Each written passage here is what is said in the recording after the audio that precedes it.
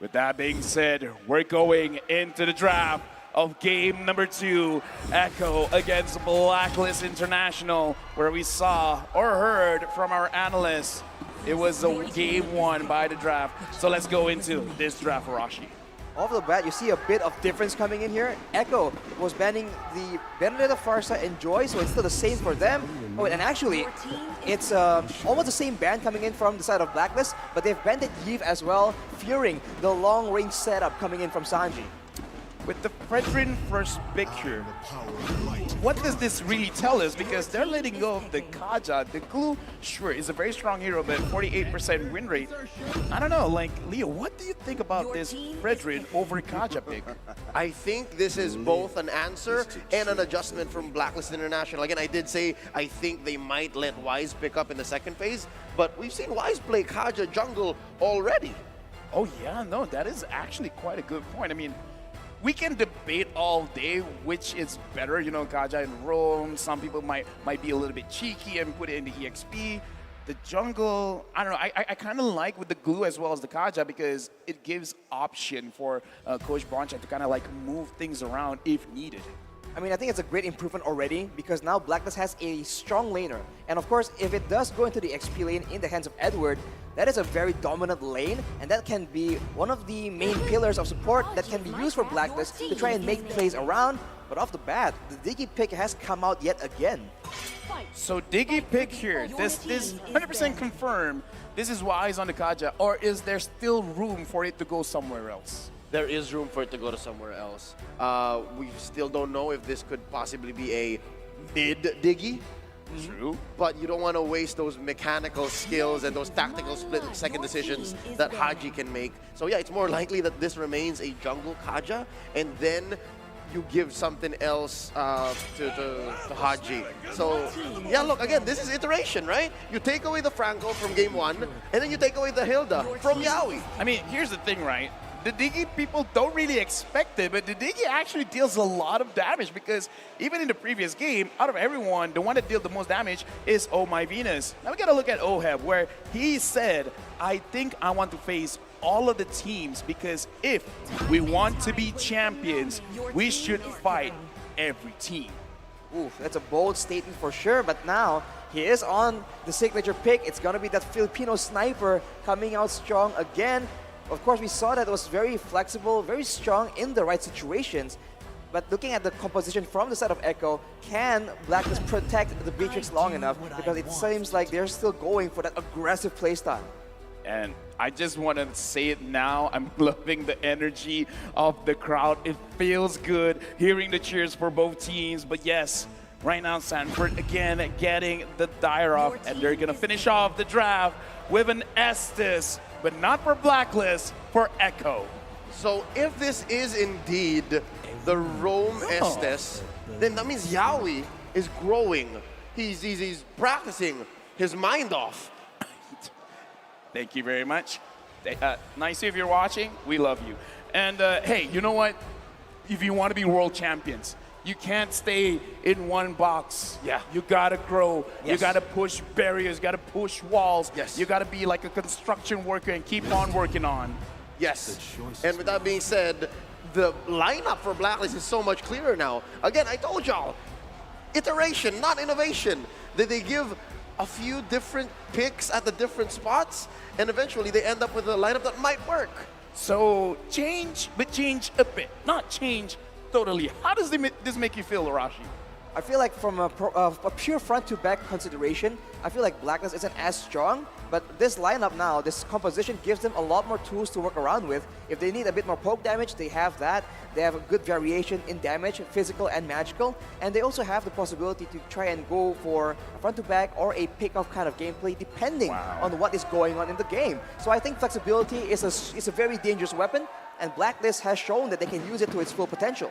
Right now, the camera is moving around, looking at the crowd, looking at Blacklist agents, cheering on their team with the energy coming from the crowd. We're going into game number 2, Echo against Blacklist International.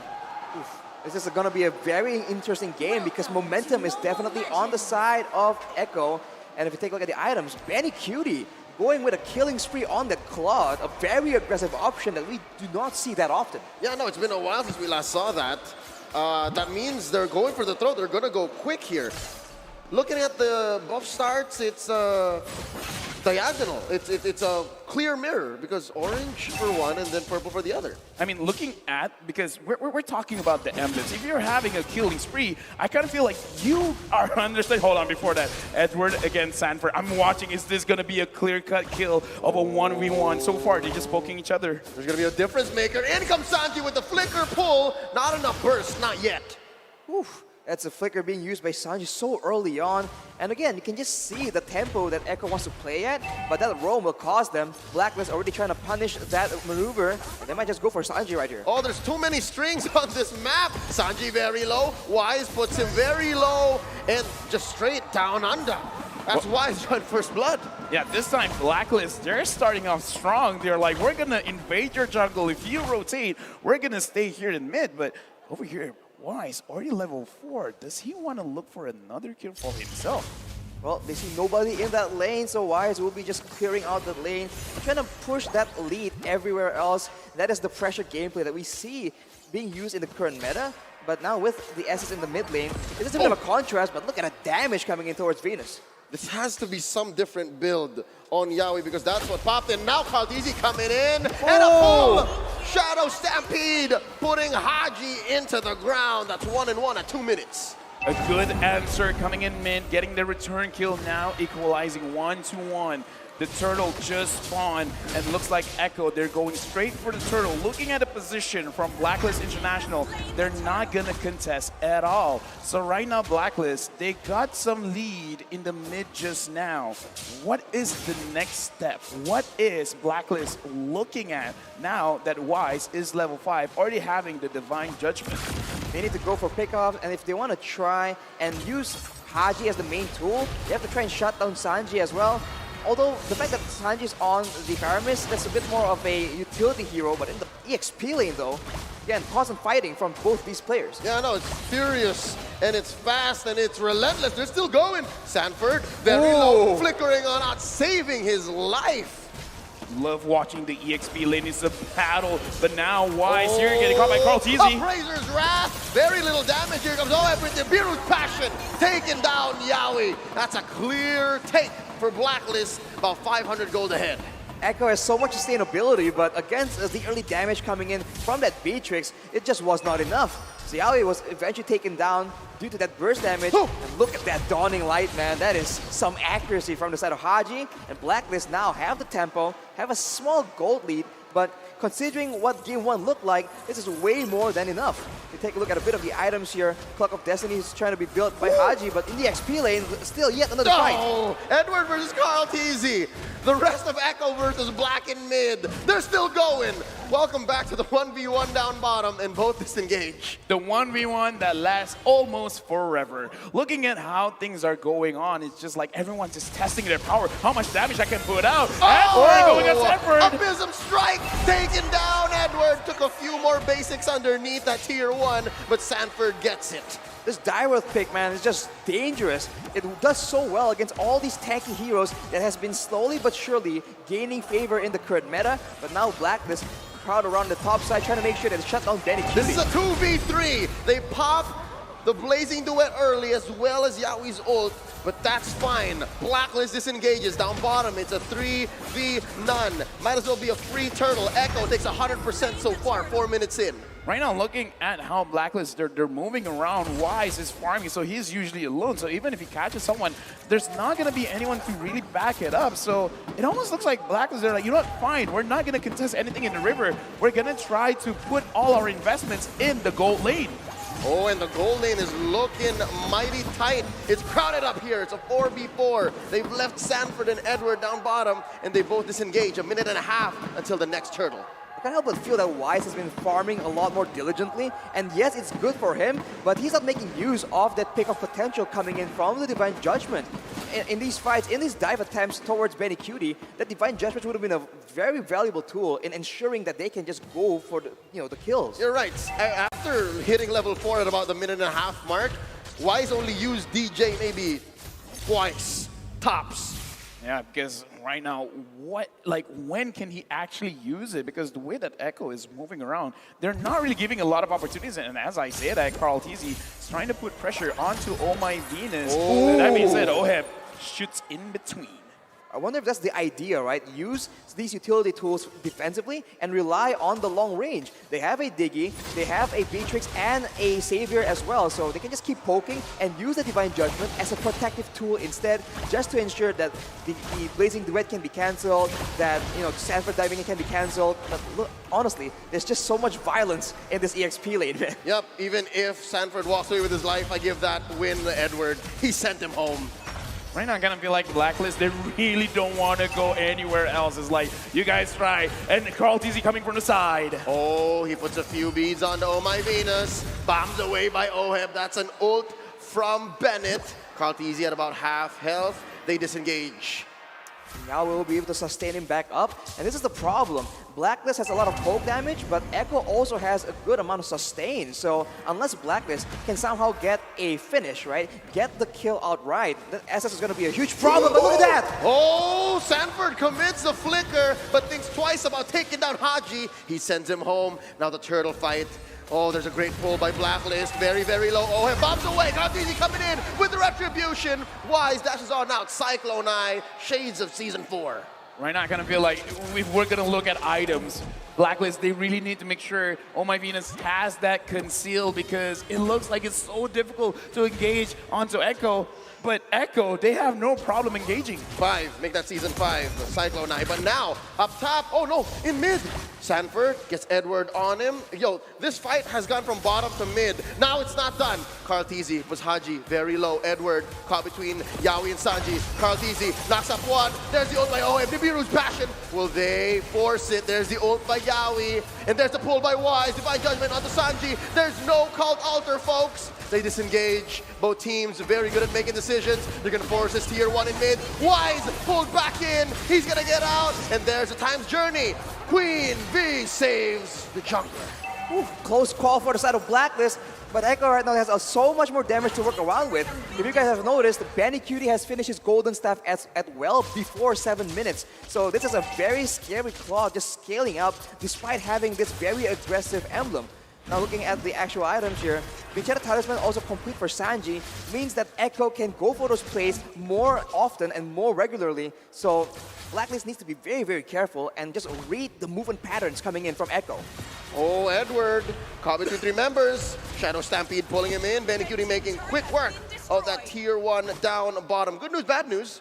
Blacklist looking better than they were in game 1, but bad news, Echo's owning majority of the map. Well, right now, it looks like both teams, they are really committed to actually dishing out the damage, but once they got what they need, it's like, yo, I'm out. I don't need to stay any longer, because we've seen a lot of fights being engaged, but it's all secondary, It's like, if I can get the kill, good, great bonus, but if a turtle is in front of me, I'm gonna go for that. If I see a turtle, I'm gonna go for that. Now, Lord Spawn, will they go for that? This is the crazy part about Echo, man. They're so aggressive, but they never force it and never overdo it. So they take what makes sense, and if there's anything else that's still baiting them, they don't fall for that kind of trap. And now they're putting it to Edward. Ooh, that's a pull. Edward goes on back. Lord at less than half health. Daunting Light already spent by Haji. There's a knock-up on the Wise. Bounce away! That's a Bennett ult. Wise secures the Lord with the retribution. They're looking for solid blazing duet, and Benny takes down one. The Queen falls. Wise running away. OF takes down Benny, and Wise underneath the tier 2 turret retreating. Sanji looking for his man. Yawi slows him down. Down goes Wise as well. It's a 2-for-1, but Blacklist gets the Lord. Get the Lord, and this is a chance for Blacklist to try and equalize, right? Get some more objectives on the map, some of these turrets down, but Echo, they just played that fight just so aggressively, and I think, in a way, Blacklist came out on top there. Oh, Sanchi, threatened here by Edward, ever the threat, Agent Zero. Making so much space for Oheb to make plays with. Now, oh, here's another 1v1. Haji's gonna fall. Appraiser's Wrath. What was Imam doing there? Yeah, right now, Blacklist, they are trying to put the pressure. But Carl Tizzy coming from the side. Oh, Edward taking quite a lot of damage. They're not done. Blazing Duet here, plus an ult from Yawi. Edward, he's healing, but he's not gonna last very long. BMI by Benny, straight into the face of V and Oheb. They push him back. Right now, slow things down. Echo, it looks like even if Blacklist, they're ready for a fight, they're not entirely ready because right now, Echo, they're looking more tankier, more damage. Looking at the items, Blacklist, are they ready to fight back or they need to wait a little bit more? I mean, Edward is pretty solid as a frontline right here. He has the antique cuirass, so denying most of the ability damage coming in from the side of Echo. And along with that, Wise is also going for a full tanky build with the Bruther's Breastplate and the Oracle. So that will be the main front line. And they do have the Necklace of Durance just to reduce the healing coming in from Echo. So very smart itemization. But at this point, you have to wonder if they have the right utility, but not enough damage. Well, right now, Blacklist International, the only thing in my head, I kind of feel like they should be enough in damage. The only thing is how are they going to engage? How are they going to deal with all this healing coming in from Yaoi? Because as a Kaja, you want to pick someone off. But if they're moving as 5, good luck. Yeah, it's basically playing your doppelganger because this is the Orca Ube we're seeing together for a majority of this 11-minute game, and that's why it's so difficult for King Wise to engage. Is it called a School of Orca? No, it's the Orca Ube. Oh yeah, the pod. The pod, yes, yeah, pod, the pod, yes. yeah. I learned pod. something new from an American. Mr. Wagner. Mr. Wagner, yes. A lot of Orcas, I mean, it makes sense. And now Haji has the Lightning Truncheon though, so maybe, right, if they can just do a lot of burst damage from far away, they might just be able to force Yaoi to use the Blessing of the Moon Goddess before the big fight even begins. That might be the exact scenario they're looking for, because Wise is just moving back and forth, threatening the engage, even though he hasn't been very dynamic with it.